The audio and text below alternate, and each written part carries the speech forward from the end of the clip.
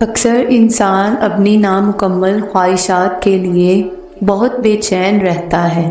اور اللہ سے انہیں پانے کے لیے بڑی دعائیں بھی مانگ لیتا ہے، روتا ہے، تڑپ کر اپنا حال دل بھی سنا دیتا ہے۔ اس کی متلاشی نگاہیں ان نشانیوں کی تلاش میں رہتی ہیں کہ کب اللہ تعالیٰ اس کی زندگی میں معجزات کے در کھولے گا۔ تو سنو، وہ رب معجزوں کا بادشاہ ہے اور وہ اپنے ارادوں میں بڑا با اختیار ہے۔ جان لو کہ اللہ عرش سے موت سے بھی کرتا ہے، تمہاری دلی دعائیں بھی قبول کرتا ہے، یہاں تک کہ خاموشی کے خواب بھی سچ کر دیتا ہے۔ یاد رکھو، وہ رحمان جس کی خدائی بہت وسیع ہے، وہ تمام سمتوں اور مقاصدوں کا مالک، ذرے ذرے کو متحد کر کے معجزوں کے وہ اسباب بناتا ہے جو تمہارے دل کی ہر لا حاصل خواہش کو حاصل میں بدل دیتا ہے۔ اللہ تعالیٰ قرآن مجید میں خود تم سے کہتا ہے کہ ہمارے پاس غیب کی کنجیاں ہیں، اور بکھرنے والی ہواؤں کی قسم جو اڑا کر بکھیر دیتی ہیں کہ جو وعدہ تم سے کیا جاتا ہے وہ یقیناً سچا ہے، اور عنقریب وہ آسمان سے تم پر خوب بارش برسائے گا، تمہیں مال و دولت سے نوازے گا، اور جو کہ اللہ کا خوف رکھتے ہوئے اور امید باندھ کر دعائیں کرتا ہے تو کچھ شک نہیں کہ اللہ کی رحمت اس کے قریب ہے۔ عنقریب اللہ کی طرف سے تمہارے لیے معجزات کے در کھلنے والے ہیں، جس میں سب سے پہلی نشانی تو یہ ہے کہ جب تم ایسا محسوس کرنے لگو کہ تم فراخ دلی سے اپنا مال خرچ کرنے لگتے ہو تو سمجھ لو کہ ابر کرم کا فیضان تمہیں ملنے ہی والا ہے۔ یاد رکھو، تمہارا رب کسی کا احسان نہیں رکھتا،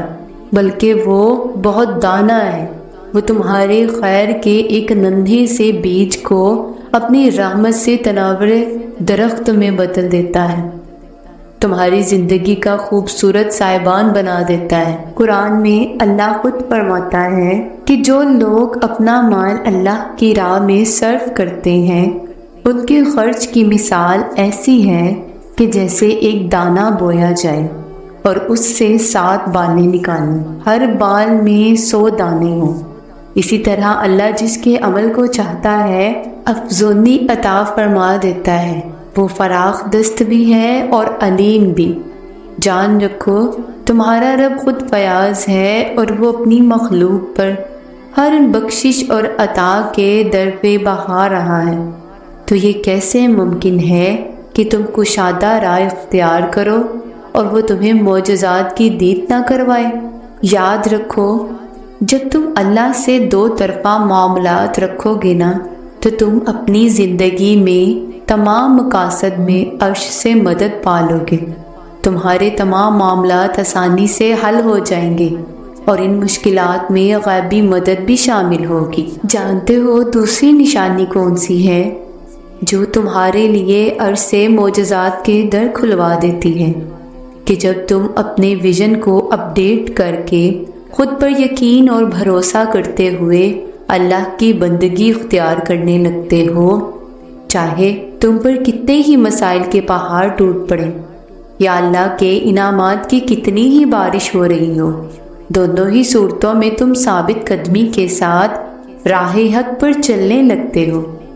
تو وہ جو ارض و سما کا مالک ہے نا، تمہاری نصیب کو خوبصورت رنگوں سے بھر کر تمہاری متلاشی نگاہوں کو معجزات کی دید کرواتا ہے۔ قرآن میں اللہ تمہیں اس کی نشانی دکھا رہا ہے۔ وہ کہتا ہے، اور اسی کی نشانیوں میں سے ہے کہ وہ تم کو خوف اور امید دلانے کے لیے بجلی دکھاتا ہے اور آسمان سے بارش برساتا ہے، پھر زمین کو اس کے مرجھانے کے بعد زندہ شاداب کر دیتا ہے۔ عقل والوں کے لیے اس میں بہت سی نشانیاں ہیں۔ جانتے ہو، اللہ اپنے بابرکت مہینے میں کسی انسان کو معجزات کی دید کروانا چاہتا ہے تو اسے ان خاص اوقات میں مانگنے کی توفیق دے دیتا ہے جن میں دکھی دلوں کی بڑی دعائیں قبول کرتا ہے، اور نہ جانے کتنا کچھ ان خاص وقتوں میں ہی نواز دیتا ہے، جس میں ایک سحری کا وقت اور ایک افطار سے کچھ لمحہ پہلے۔ یہ خاص 2 اوقات ایسے ہیں کہ اللہ تعالیٰ جس بندے کو دل کی گہرائیوں سے مانگنے کی توفیق دے رہا ہے تو جان لے کہ اس کی دعا اسی مہینے میں قبولیت پا جاتی ہے۔ اور افطار کا وہ وقت ہوتا ہے کہ جب کوئی روزے دار اپنی کوئی خاص دعا اس عظیم رب سے گہرے یقین سے مانگ لیتا ہے تو اللہ تعالیٰ کے فرشتے اس کی دعاؤں پر خاص آمین کہتے ہیں۔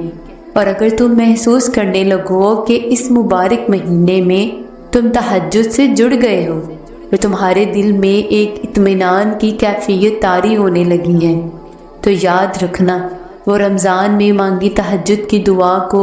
کبھی بھی رائگاں جانے نہیں دیتا، بلکہ وہ اپنے فرشتوں کو حکم دیتا ہے کہ لے جاؤ کن فیکن کا تحفہ میرے اس عزیز بندے کے لیے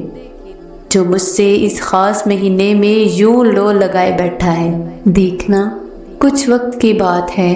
تمہیں اپنی زندگی میں معجزے دیکھنے کو ملیں گے۔ اب وقت ہے اپنے صبر، یقین اور آنسوؤں کا اجر لینے کا۔ یہ کوئی عام بات نہیں بلکہ ایک خاص اشارہ ہے ان خوشیوں کی جانب جس سے اللہ ان قریب تمہیں نوازنے والا ہے۔ یاد رکھو، اگر تم اس مبارک مہینے کی جتنی زیادہ قدر اور اس کی اہمیت کو سمجھو گے تو نہ صرف اس کے ایک ایک پل سے فائدہ اٹھاؤ گے بلکہ اپنے دل کی ہر مراد کو بآسانی پالو گے۔